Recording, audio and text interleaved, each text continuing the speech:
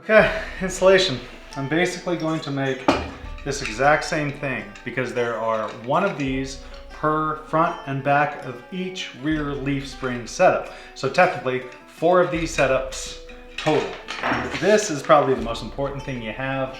This that already comes one pre-constructed is probably the second most important thing you have to make sure you put these together right. Because I imagine if you put them together wrong, it's not going to work very well and potentially could be dangerous. So you want to make sure you follow the instructions step by step.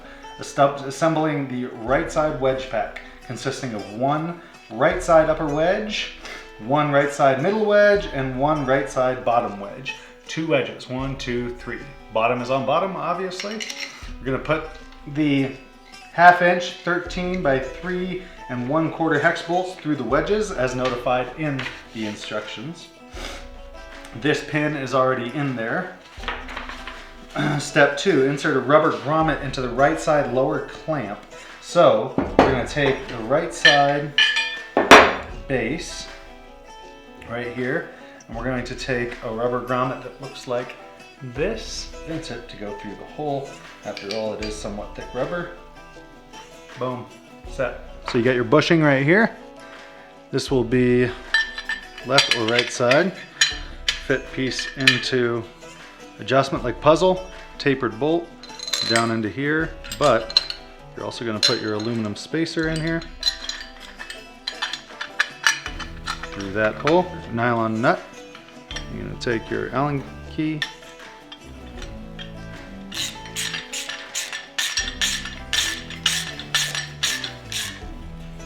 got that set, pieces in there. Here are your nylon spacers. These, we're basically going off of this model, which comes pre-constructed from Torklift. Nylon washers are going to go into this spot. Let's see if that's even going to get in there with how much I've tightened it. There we go.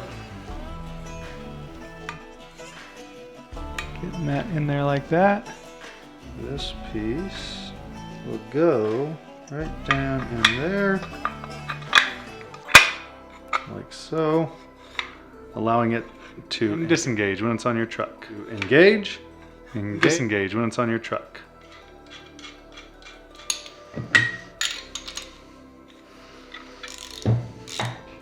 Once you have your main leaf bolt going through the nylon spacers, then you can put in your pin, put it in up top, through the bushing,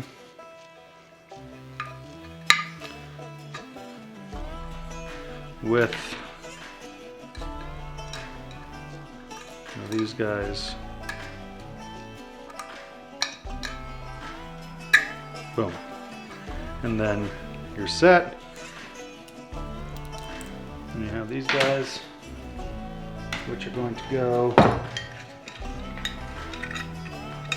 in the one piece on the back.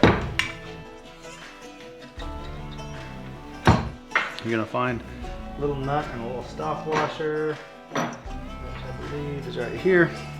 You're going to loop it through itself, and you're going to find the point on the back. You're going to put it on top, bolt through, kind of like a battery terminal cable, like so, like that. That will screw onto that. There you go. 4 Torklift stable loads. We have the stable loads assembled from the instructions in the manual, and I'm pulling my truck into the garage to drill the notches in all of the bottoms of each support spring. So there'll be 4 notches, and once that is done, we can actually install these stable loads. What I didn't realize is that it's pretty common for you to have to jack up the back of your truck to get the stable loads on, or if you have airbags, to lift it up to be able to engage those over those springs. So here we go. Okay, so we got our truck in the garage. We're going to be putting the stable loads and screwing them in to the springs on each side, left and right. right here and right there. That is the plan. We're taking this spacer and we're going to fit this piece and these edges right on the edge of the support spring. So there we go. And then we're going to take our drill and we're going to notch out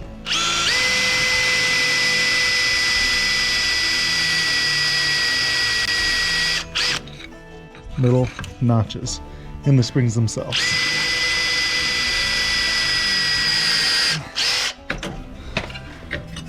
So that's what it should be looking like.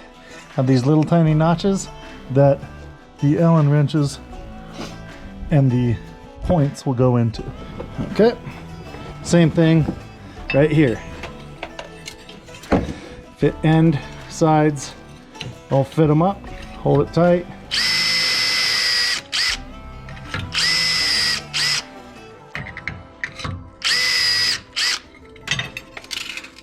Essentially, that's what you have. And you're gonna get these guys that'll be going with the point up into these notches, holding down with a nut on the backside.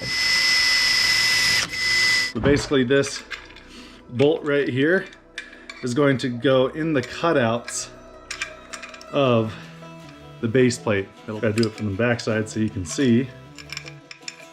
That slides right in here like that. We're taking our stable load setup onto the front right. Ooh, that lens is dirty. It's a little bit better. Onto the front right of the F-350. Right on to there. You're gonna line up the bolts with the holes. And because you used the spacer, it should be fairly well lined up. Get those hand tightened. And then we're gonna go grab the Allen wrench.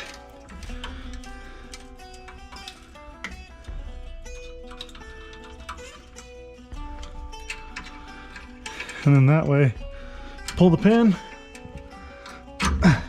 and then you engage these guys. As the truck is lifted up with airbags or a jack, then you can engage these guys to give that stable load its design function. When you disengage, take it back, put the pin in, cotter pin in, boom, you're set.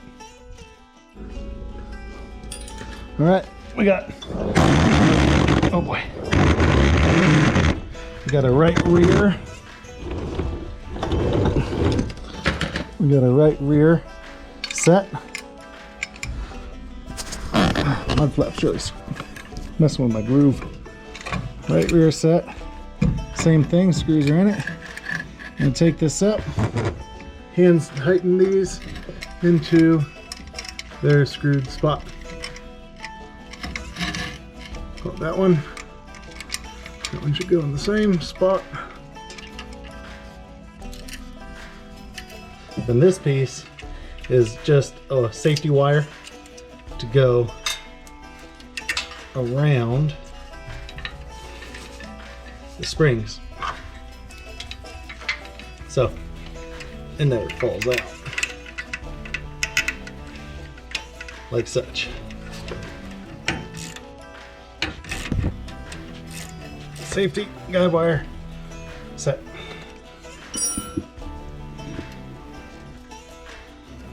No. This seems so wrong. Oh, man. I believe in the instructions in step 7, my overload springs must be considered thinner, and so there's not much space for these nuts to thread on to the jam nuts. So I think I need to put them on the top side up here and tighten those down, because it wouldn't allow enough security to keep these on since they're barely threaded in there. So I think, and it looks like I have to loosen these screws a little bit to be able to install it in the right spots. There we go. Okay. As you can see, lining up the point with the holes. Okay, there's one, hand tighten. There are the others.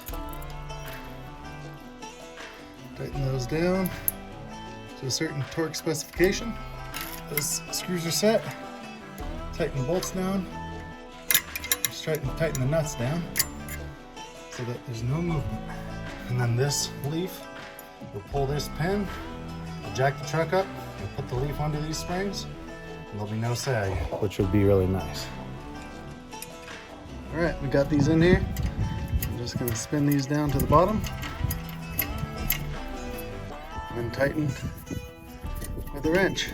So I just completed putting the Torklift Stable load setup on the F350, and so we are going to drive under the camper, put it on, and see what kind of sag versus non-sag it has with the stable loads engaged. I'm really excited to see how much it doesn't sag when I set the camper on it.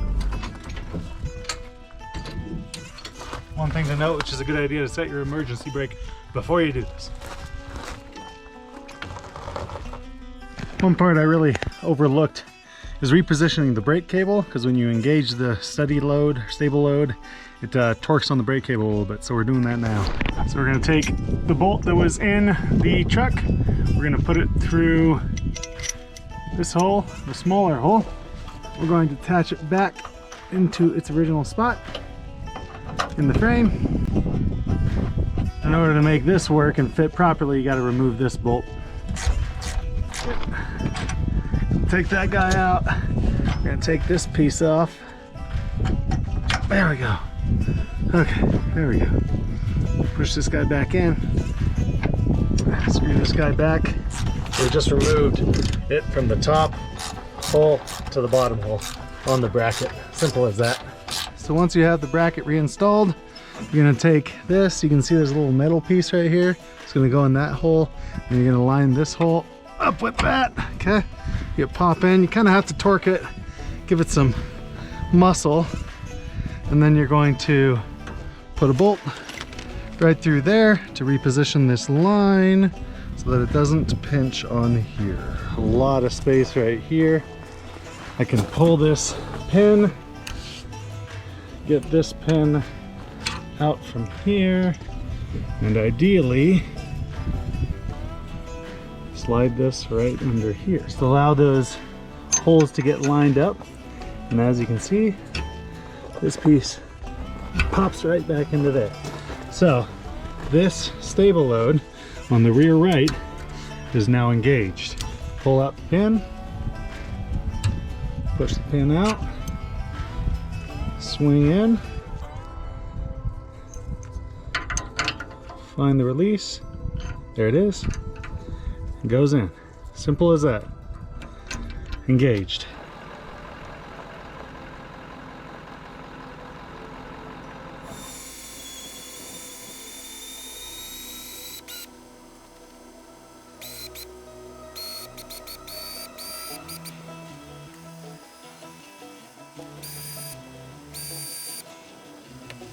Stable loads are on. Maiden voyage with the stable loads and the Snow River camper remodel, 2,850 pounds. Wet.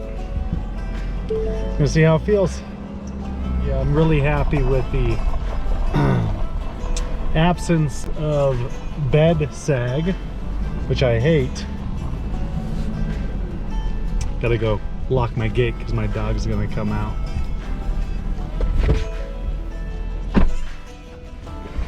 Or I can just put him in the back. Alright, let's see how this thing drives with the stable load set up.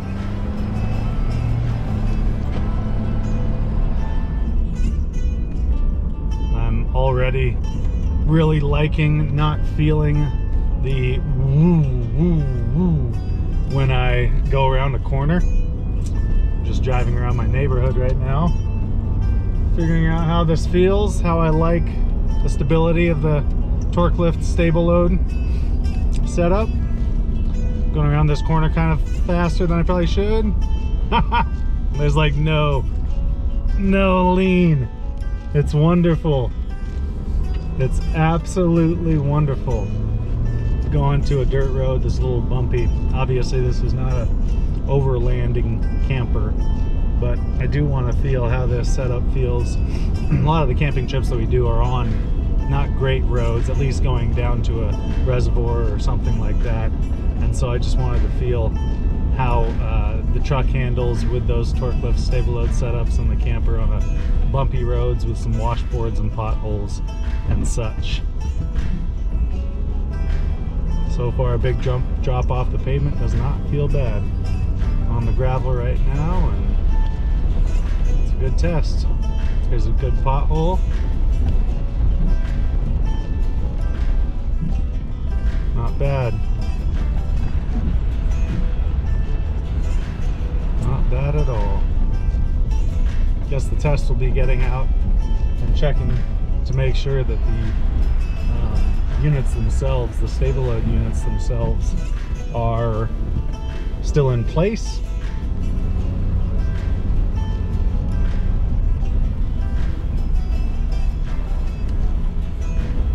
So far it's driving really great on not such a great road. So it's probably a little too early to tell how much I absolutely love these things, because I've only driven 4 miles on them and maybe 2 miles off on dirt roads.